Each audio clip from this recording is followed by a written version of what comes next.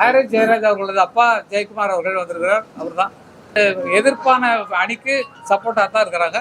இவர் தனக்கு ஓட்டு விழணுங்கிறதுக்காகவே இதில் ஜெயிச்சார்னா கள்ள ஓட்டில் தான் ஜெயிக்க முடியும், வேற ஒன்றும் இல்லை.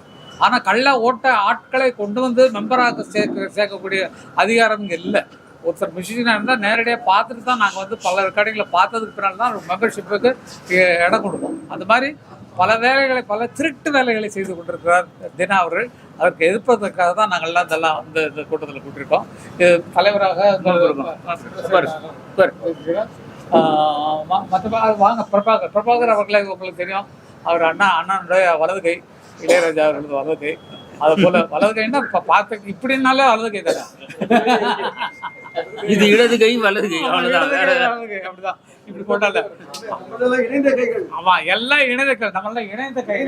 கரெக்ட் கேட்டா அது மாதிரி இந்த எலெக்ஷன் நடப்பது தவறு என்று சொல்லி நாங்கள் ஒரு இது கொடுத்தோம். அதை மீறி போய்விட்டது அப்படிங்கிறத எங்களால் தடுக்க முடியல.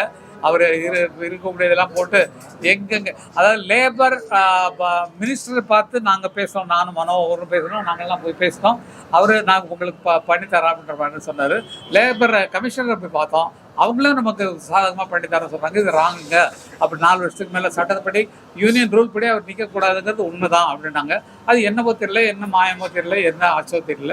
அது வந்து கரெக்டாக அவருக்கு வந்து சப்போர்ட்டாக போய் மறுபடியும் எலெக்ஷன் கற்றுக்கு. அது என்ன வெளி வந்த உடனே 4 நாள் 5 நாளில் அனௌன்ஸ் பண்ணுறாங்க சார். 18ஆம் தேதி எலெக்ஷன் சொல்லிட்டு யார் தயாராக முடியும்? ஒரு டைம் எடுத்து அது ஜனங்களுக்கு கொண்டு போய் காட்டுறதுக்கு நாங்கள் ஓட்டு கேட்கறதுக்கான டைமே இல்லாமல் படக்குன்னு போட்டாங்க. கோர்ட்லயும் இருக்குது. இது 23ஆம் தேதி ஏதோ 23ஆம் தேதி இந்த கேஸ் மறுபடியும் வருகிறது. ஆனால் என்ன நடக்கல, முதல்ல இந்த எலெக்ஷன் நடக்கட்டும் பார்ப்போம். ஆனால் இதன் மூலமாக எங்கள் மெம்பருக்கு நாங்கள் தெரிஞ்சுக்கிறோம். மெம்பர்களே, நம்ம தினாவினால் பட்ட கஷ்டங்கள் உங்களுக்கு தெரியும், அவர் பண்ண ஃப்ராடுத்தனம்லாம் உங்களுக்கு தெரியும். ஆகவே இது வெளிப்படையாக நாங்கள் சொல்ல கடமைப்பட்டிருக்கிறோம். நாங்கள் எல்லா இசையமைப்பாளர்களும் வர வேண்டியது. ஏஆர் ரஹ்மான்லேருந்து இளையராஜா உட்பட நான் தான் சொன்னேன், இளையராஜா போல நான் தான் உட்காந்துருக்கேன். ஆகையால் அவர்கள் எல்லாம் எதிர்க்கக்கூடிய இந்த தினா அவர்கள் வந்தார்கள் என்றால் இன்னும் இந்த யூனியன் மோசமாகிவிடும் அப்படிங்கிறத ஒரு கணக்கில் வச்சுக்கணும். இப்ப வந்து பாருங்க, கரெக்டா மியூசிக் யூனியன்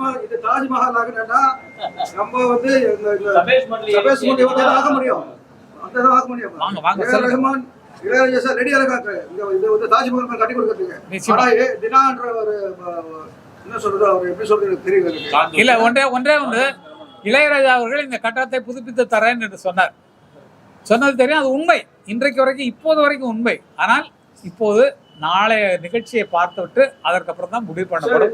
அவர் தருவதோ தரவில்லையோ. சொல்லுங்க. ஸ்ரீராம் சார் எனக்கு போன் பண்ணி சொன்னாரு, கண்டினியூ பண்ணா இளையராஜா அவர்கள் ஒரு பைசா கூட கொடுக்க மாட்டாங்க. அதான் சொல்றேன். அது வந்து நீங்க எல்லா மெம்பர்ஸ் சொல்லுங்க, நான் சொன்னேன்னு சொல்லிட்டு அதான் நான் சொல்லிட்டு இருக்கேன். தினா அவர்கள் வந்தால் இந்த கட்டடத்துக்கு நிதி கொடுப்பத, கட்டடத்தை புதுப்பிச்சு கட்டுவதற்கு அண்ணன் பணம் கொடுக்குறேன்னு சொன்னார். தினா வந்தால் இது நடக்காது.